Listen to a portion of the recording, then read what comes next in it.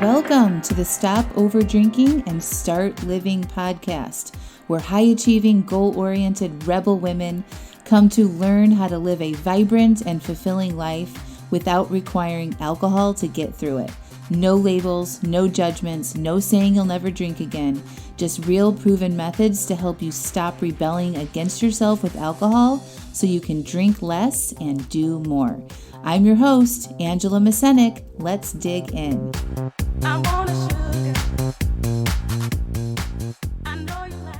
Welcome to episode 80, How Not Hitting Rock Bottom Could Be Worse. Hello. How are y'all today?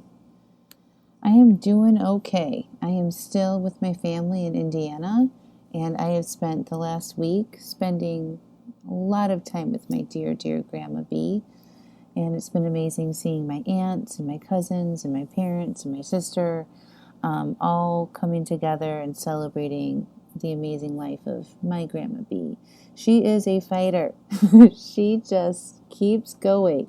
My mom calls her the Energizer Bunny. She just has a strong heart and lungs, and she is holding on, getting all of our love in while she could. She was in a nursing home during this pandemic, and nobody could go see her.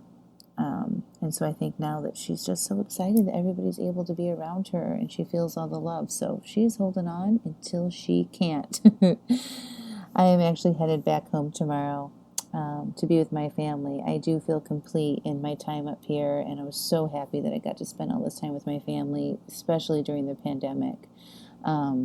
It was really, really nice to be around them all. So this week, I want to talk to you guys about the idea of rock bottom and how a lot of you all are in this place that you're not in rock bottom. It's like this between place, right, with your relationship with alcohol.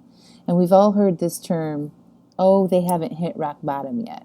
And we think about rock bottom as this last straw when you've lost your job, you get into a car crash, you've lost your family, or some other like really bad side effect of drinking all the time, right? So that's what we typically think of like rock bottom, right? We're not able to function, we can't hold our job, things in our life are literally falling apart, and we need some serious intervention. But that's not where most of you guys are. Most of my clients are high functioning, successful, they're taking care of themselves and their family. And so often that place where I was, and a lot of you were or are, is worse than hitting rock bottom. Okay, so again, we're hardworking, high achievers who, for the most part, have really good lives, right? Except that most of you are super frustrated with your own inability to consistently control how much you're drinking, right? Like that's very frustrating for most of you. And you don't want to call yourself an alcoholic or, right? You just want to like take some time off or take some longer breaks from it, right? And you can do that. You're not physically dependent, but rather more emotionally dependent on alcohol. Most of you need alcohol to help you relax or take the edge off a long day or to get through harder times. Or you overdrink in social situations because you don't want to feel left out or boring or like you're missing out or deprived, right? People around you wouldn't say you're an alcoholic, and your family isn't coordinating interventions to help you, right?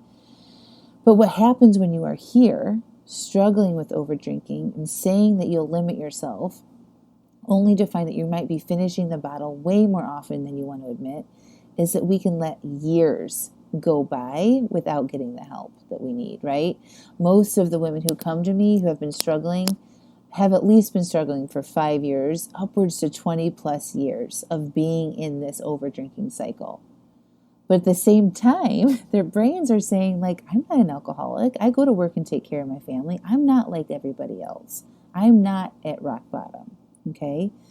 And then there aren't many mass publicized programs for women who drink too much wine and just want to cut back. Like finding the support like somebody like me is very unusual, okay? And there's so much shame associated with admitting to your family and friends that you might need some help. Because of your high functioning status, it often makes it harder to admit that you are drinking more than you want, right? We don't want to admit that we aren't perfect or have this issue. And we don't want people to judge us or think we're an alcoholic who can never drink again, or any of those labels we attach to people that have issues with alcohol. So we continue suffering along, often for decades, saying we'll cut back, and then we never stick to it. We might take little breaks here and there, but nothing ever sticks to become a permanent situation. So this place is often more dangerous because you can continue here for a very long time. I think at least if you've hit rock bottom, you're often forced into doing something about it, and you can get the help that you need. What I want you to know here with me is that you don't need to hit rock bottom to want to change or to get help, okay? Also, I sort of want to define over drinking. I get asked this question very often, like, what is an overdrinker? And it's a very personal understanding of what is too much for you. So if your mind is occupied with alcohol thoughts too often, okay, so you might be thinking about drinking at the end of the day, and then the next morning you wake up, you beat yourself up for drinking too much. If you say you only have a glass and you always end up drinking more. If you say you won't drink and then you do, and you find that this frustrates you, then you have a poor relationship with alcohol, and you can define yourself as being somebody that overdrinks. It doesn't mean there's anything wrong with you, and that you are destined to become an alcoholic, or you have an addictive personality, or the gene. But the scary thing about where most of you are is that if you don't address it, you can stay here, letting your precious, amazing life just waste away. And that's not what you want to do. I know, because I was here for over 20 years, okay? I don't beat myself up about that, but I can't help but wonder how my life could have been different earlier, or how I could have healed some difficult relationships sooner, or started living the life I was meant to live sooner than I did. Okay, I didn't figure this out until I was 40. So I can imagine like the growth that I've had in the years that I started working on this, and how amazing my life, how different it is, and how much better it is now, what the impact could have been on me and my life and my family if I had gotten control of this sooner. Okay? I don't want you to miss out for as long as I did. Okay? Don't keep letting your life just pass you by, doing the same old things, saying you'll cut back, trying to do the same old attempts at cutting back, only to find yourself back in the same situation time and time again. Okay? This makes our life unfulfilling. It's stagnant. It's boring. And actually, we don't like that as humans, right? So we seek other pleasure activities like alcohol or food to fill in that gap, that gap where we don't feel fulfilled in our lives. And you know that doesn't work, right? Because it causes more of the same cycle. So you just stay the same, doing the same things over and over again. And that just leads to more dissatisfaction, which just perpetuates the drinking and keeps you stuck here. So if you guys can get real with yourself, ask yourself how alcohol is serving me in my life right now. Ask yourself that. How is alcohol serving me in my life right now? And then just get really aware of what your brain has to say. And write those answers down. It's going to be very eye-opening for you, okay? What is the truth about alcohol right now for you? It's a really another very compelling question to ask yourself that's going to help you see. Your brain's going to give you these answers that you want to listen to, okay? What kind of results do you have that you like when you overdrink on the regular? That's another good question. We want to ask your brain really good questions so you can start uncovering the truth here. And then you can ask yourself, are you still achieving your goals? Taking bigger risks? Doing things that you haven't done before? Okay? Or is it just easier to pour a glass of wine at the end of the day? Yeah. We think about doing something new and you're just like, it's going to be so much work. It's just, and then like this is subconscious, right? You're not thinking about this like out loud that you can be conscious of most of the time. Right? We think about going bigger in our life, especially in our age, like those, early 40s to mid 50s, even late 50s, right? We think about changing things up and we're like, oh, hell no.